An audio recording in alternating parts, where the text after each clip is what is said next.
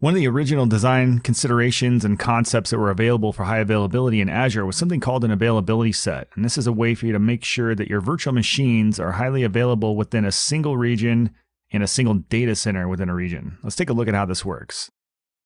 So here we've got multiple fault domains. You can see FD0, FD1, FD2, and imagine that these diagrams here, these different fault domains are different racks within a single data center. So for example, this one on the left here, FD0, imagine that's a server rack, and these items within that column here are just physical servers running virtual machines within an Azure region.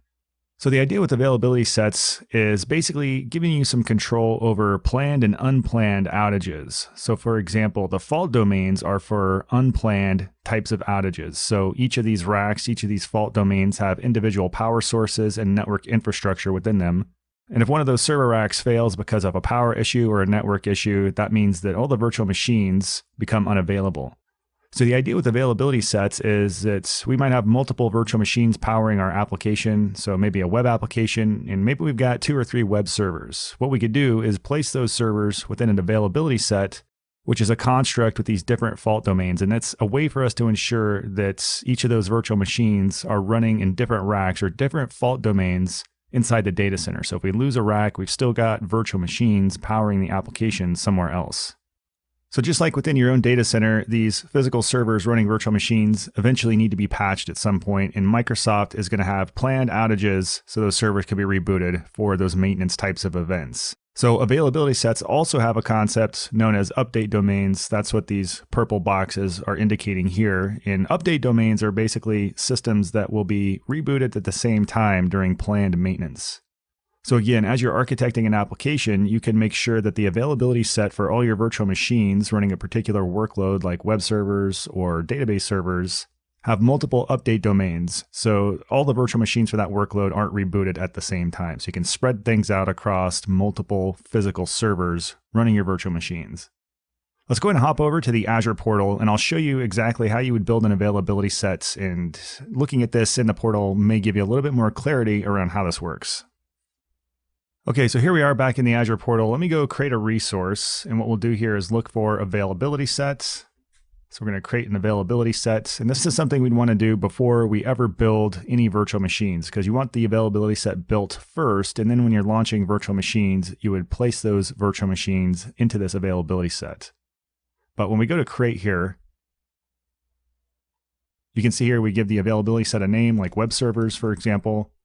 We would put it in a particular resource group. We don't have one right now, but if I did, I might have something like web servers resource group. And then of course, we've got the location, which is the particular Azure region in question here. But the important inputs are down at the bottom. Notice we've got fault domains. And again, remember fault domains are virtual machines basically in the same rack. They share a common power source and physical network switch. So if we were doing 2 servers, 2 fault domains would be sufficient, because that would mean we've got virtual machines running on hypervisors in different server racks. And again, down here at the bottom, we've got our update domain. So they've got 5 set here. So again, remember that virtual machines in the same update domain are restarted together during planned maintenance. So we'd want at least 2, and we could go even higher than that here with update domains. But the main thing here is you don't want it to be all the way down to 1. Because in that model, of course, if we had 2 servers, that would mean both those servers would get rebooted during planned maintenance, regardless of the fact that they're running in different fault domains. And then finally, down at the bottom, we can go ahead and align this with our managed disks infrastructure. And that's a default best practice here. That just makes sure that the storage for your virtual machines, the virtual disks, are in different storage enclosures in those 3 different racks that are supporting your fault domains. Or in this case, that would be 2 racks, but we could crank this up here to 3. But once you fill out all this information, you click on create, that gives you an availability set resource. And then as you're deploying your virtual machines, you can pick the availability set. So if I was building web servers here, I would make sure that as I build the virtual machines, I place each of my web servers into this availability set. And that's an input when you're deploying your virtual machine here in the portal. Now let's go ahead and move on to the next video and talk about the difference between availability sets and availability zones. Again, availability sets were kind of the first construct that we had to make sure that our virtual machines were running on independent hardware, so to speak.